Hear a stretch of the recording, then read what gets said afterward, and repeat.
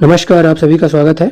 आज के वीडियो में हम अलग अलग वेंडर्स को जो हमें विद्यालय में अलग अलग मत प्राप्त होते हैं और उनमें अलग अलग मत के द्वारा अलग अलग वेंडर्स को पेमेंट करना होता है, तो इन्हें किस तरीके से हम बल्क कस्टमाइजेशन करके पेमेंट करेंगे और पेमेंट करने के बाद एक्सपेंडिचर क्रिएट करेंगे, साथ ही साथ एक्सपेंडिचर के बाद किस तरीके से उसे अप्रूव करेंगे, इसके बारे में कंप्लीट जानेंगे। तो चलिए शुरू करते हैं आज का वीडियो। ऑपरेटर या कोषाध्यक्ष की जो आईडी है उसे हमने लॉगिन कर लिया है। लॉगिन करने के बाद सबसे पहले हम जाते हैं मास्टर पे। मास्टर पे जाने के बाद बल्क कस्टमाइजेशन में जाते हैं। बल्क कस्टमाइजेशन में जाने के बाद हम मैनेज पे क्लिक करते हैं। मैनेज पे जैसे ही क्लिक करते हैं इस तरीके से हमारे सामने एक नया पेज ओपन होता है। यहाँ पे आप देख पा रहे हैं स्कीम बल्क कस्टमाइजेशन। स्कीम को हमें 7979 समग्र शिक्षा ही रहने देना है। उसके बाद प्रोजेक्ट कोई चेंज नहीं करना है। कस्टमाइजेशन नेम, तो यहाँ पे हम जो भी कस्टमाइजेशन नेम देना चाहते हैं वह दे देंगे। उसके बाद कंपोनेंट वाइज यहाँ पे दिख पा रहा है नीचे में ट्रांजैक्शन टाइप में, तो ट्रांजैक्शन टाइप में कंपोनेंट टाइप यहाँ पे हम क्लिक कर लेते हैं। जैसे ही क्लिक करते हैं तो थोड़ी देर की प्रोसेसिंग के बाद अलग अलग जो कंपोनेंट्स है वह हमारे सामने आ जाते हैं। तो हमें जिस भी मद में या जिस भी ग्रांट्स के अंतर्गत हमें पेमेंट करना है वेंडर को बल्क में, उसको हम यहाँ से सेलेक्ट कर लेते हैं। स्क्रॉल डाउन करके हम सभी अलग अलग प्रकार के विद्यालय या संस्था को जो मद प्राप्त होते हैं अलग अलग ग्रांट्स, उसके बारे में हम देखकर ध्यान से यहाँ से हम अपना जिस भी ग्रांट्स के अंतर्गत हमें खर्च करना है, वेंडर्स को पेमेंट करना है, उसको यहाँ से चूज कर लेते हैं। इसके बाद आप देख पा रहे हैं module agency account choice bank account, तो यहाँ से बैंक अकाउंट सेलेक्ट कर लेते हैं। उसके बाद वेंडर यहाँ पे क्लिक कर लेते हैं। तो जो भी वेंडर्स हैं, हमने जो वेंडर्स क्रिएट किए थे या मैपिंग किए थे उसकी कंप्लीट सूची हमारे सामने आ जाती है। इस सूची में से हमें जिन जिन वेंडर्स को पेमेंट करना है उसको हम सेलेक्ट कर लेते हैं। इसके पहले हमने सिंगल वेंडर्स को किस तरीके से पेमेंट करना था उसके बारे में वीडियो बनाया था, आई बटन में उसे भी आप जाकर देख सकते हैं। तो इस तरीके से हम यहाँ से सेलेक्ट कर लेते हैं। उसके बाद डिफ़ॉल्ट अमाउंट को हम खाली छोड़ देते हैं, क्योंकि अलग अलग वेंडर्स को अगर समान रूप से एक ही अमाउंट पेमेंट करना रहता है तब हम डिफ़ॉल्ट अमाउंट यहाँ पे भरते हैं। इसके बाद आप नीचे देख पा रहे हैं पेमेंट मोड, ई पेमेंट यूजिंग प्रिंट एडवाइस और दूसरा है ई पेमेंट यूजिंग डिजिटल सिग्नेचर। तो डिजिटल सिग्नेचर अपलोड नहीं हुआ है, इसलिए हम यहाँ ई पेमेंट यूजिंग प्रिंट एडवाइस पे क्लिक करते हैं। तो इस तरीके से थोड़ी देर की प्रोसेसिंग होती है। इसके बाद हम नीचे देख पा रहे हैं सेव बटन है, वहाँ पे हम क्लिक करते हैं। जैसे ही क्लिक करते हैं थोड़ी देर की और प्रोसेसिंग होती है।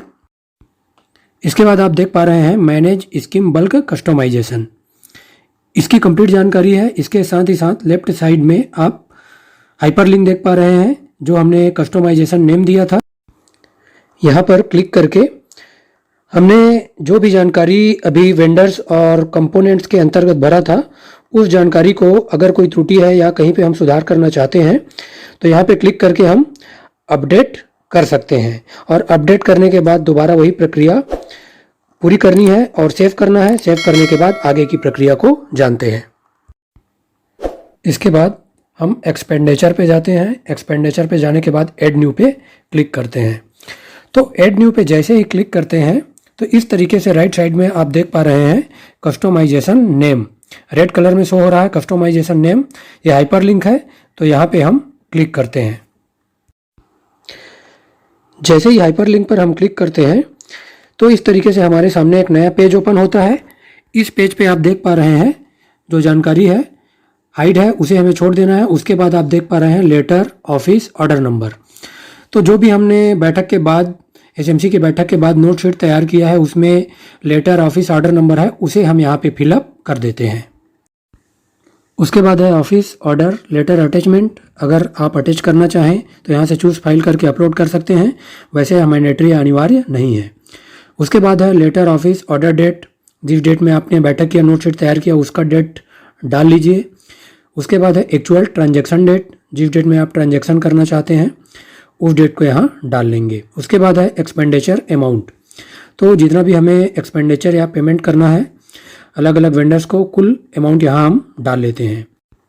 उसके बाद है नरेशन, तो यहाँ पे हम समग्र शिक्षा के अंतर्गत जो स्कूल ग्रांट है उसको खर्च कर रहे हैं, तो उसी प्रकार का हम नरेशन यहाँ पे डाल लेते हैं। आप अपनी सुविधा अनुसार जो भी नरेशन है यहाँ पे डाल लेना है आप सभी को।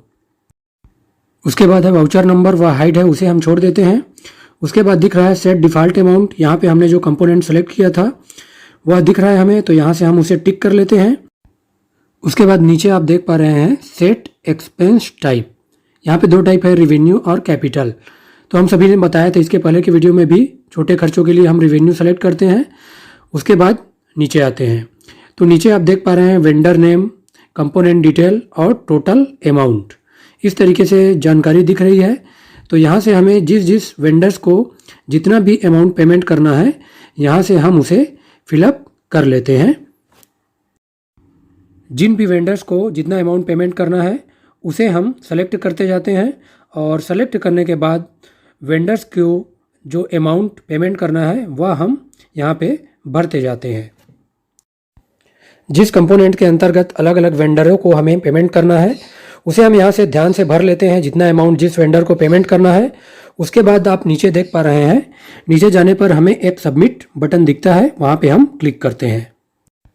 सबमिट पे जैसे ही क्लिक करते हैं तो इस तरीके से एक मैसेज आता है, actual transaction date should not be greater than current date. इसका अर्थ है कि हमें आज के डेट से आगे का डेट हमने भर दिया था, इसलिए यह एक्चुअल डेट जो है ट्रांजैक्शन डेट का वह ले नहीं रहा है सिस्टम, तो इसलिए हम यहाँ पे डेट पे सुधार कर लेते हैं। एक्चुअल ट्रांजैक्शन डेट पे आज का डेट यहाँ पे हम डाल लेते हैं, और आज का डेट जैसे ही डालते हैं उसके बाद हम दोबारा नीचे जाते हैं और सबमिट पे दोबारा क्लिक करते हैं। जैसे ही क्लिक करते हैं तो इस तरीके से एक हमारे सामने वाउचर नंबर क्रिएट हो जाता है। वाउचर नंबर का चाहे तो आप स्क्रीनशॉट ले लीजिए या कहीं पे सेव करके रख लेना है हमें। इसके बाद ओके पे हम क्लिक करते हैं। ओके पे जैसे ही हम क्लिक करते हैं तो आप देख पा रहे हैं रेड कलर में लिखा हुआ आ रहा है कि fund expenditure saved successfully, do you want to proceed with pay detail. तो यस पे हम क्लिक करते हैं। यस पे जैसे ही हम क्लिक करते हैं तो इस तरीके से जितने भी वेंडर्स है उसकी कंप्लीट जानकारी का इस तरीके से हमारे सामने एक नया पेज ओपन होता है। यहाँ पे आप देख पा रहे हैं फंड एक्सपेंडिचर बल्क अपलोडिंग पे डिटेल, इस तरीके से हमारे सामने पेज आता है। यहाँ पे आप देख पा रहे हैं serial number, vendor name, account number, total amount जितना पेमेंट करना है और इंस्ट्रूमेंट टाइप दिख पा रहा है। उसके बाद नीचे हम नेक्स्ट बटन पे क्लिक करते हैं। नेक्स्ट पे जैसे ही हम क्लिक करते हैं तो इस तरीके से हमारे सामने ई पेमेंट डिटेल की पूरी जानकारी सामने आ जाती है।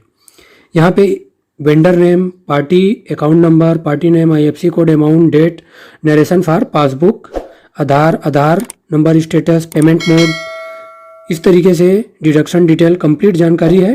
तो यहाँ पे हमें पासबुक पे जो भी नरेशन देना है, पासबुक में जो भी प्रिंट करवाना है, जिस भी वेंडर्स के अंतर्गत जो भी पासबुक में प्रिंट आउट करवाना है वहाँ पे हम वेंडर वाइज यहाँ पे उसे फिलअप करते जाते हैं। नरेशन फॉर पासबुक फिलअप करने के बाद यहाँ पे हम कंफर्म पे क्लिक करते हैं। तो कंफर्म पे हम जैसे ही क्लिक करते हैं तो इस तरीके से हमारे सामने एक मैसेज आता है, पे डिटेल सेव्ड सक्सेसफुली। उसके बाद हम नेक्स्ट पे क्लिक करते हैं।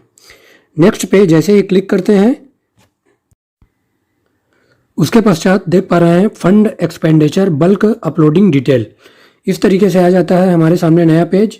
और यहाँ पे देख पा रहे हैं नीचे सबमिट फॉर अप्रूवल, पे डिटेल और बैक। तो यहाँ पे हम सबमिट फॉर अप्रूवल नीचे दिख पा रहा है, उस पर हम क्लिक करते हैं। वेंडर्स को जो पेमेंट करना है उसकी जानकारी यहाँ से सबमिट हो चुकी है। अब सबमिट जो पेमेंट डिटेल है उसे हमें मेकर की आईडी या सचिव की जो आईडी है उससे अप्रूव करना है।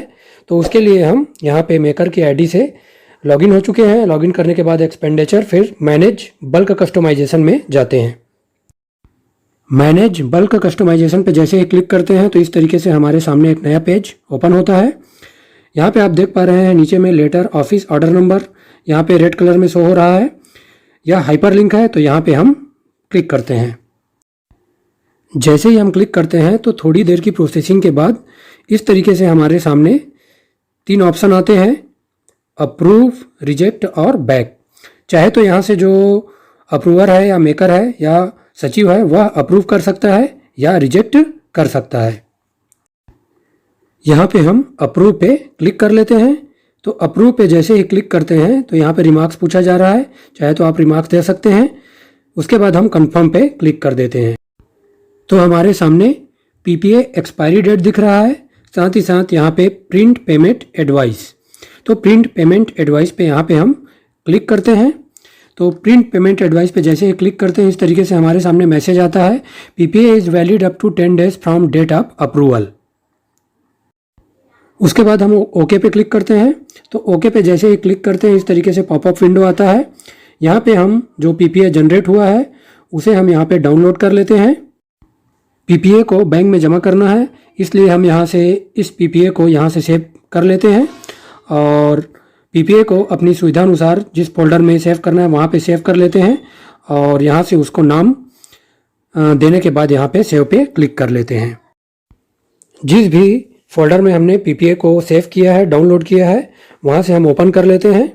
ओपन करने के बाद इस तरीके से हमारे सामने पीएफएमएस पोर्टल में पीपीए जो जनरेट हुआ है दिखाई देता है। तो यहाँ पे सचिव और कोषाध्यक्ष जो है सील और साइन लगाकर संबंधित बैंक में जमा करना 10 दिनों के भीतर सुनिश्चित करेंगे। तो आज के वीडियो में इतना ही। इसी तरीके से और वीडियो के लिए, साथ ही साथ एजुकेशनल वीडियो के लिए आप सभी हमारे साथ जुड़े रहिए। अगर आज का वीडियो अच्छा लगा है तो लाइक, शेयर और सब्सक्राइब करिए। साथ ही साथ अगर इससे संबंधित कोई प्रश्न है तो आप कमेंट्स भी कर सकते हैं। तो आप सभी का बहुत बहुत धन्यवाद। Thank you. जय हिंद, जय भारत।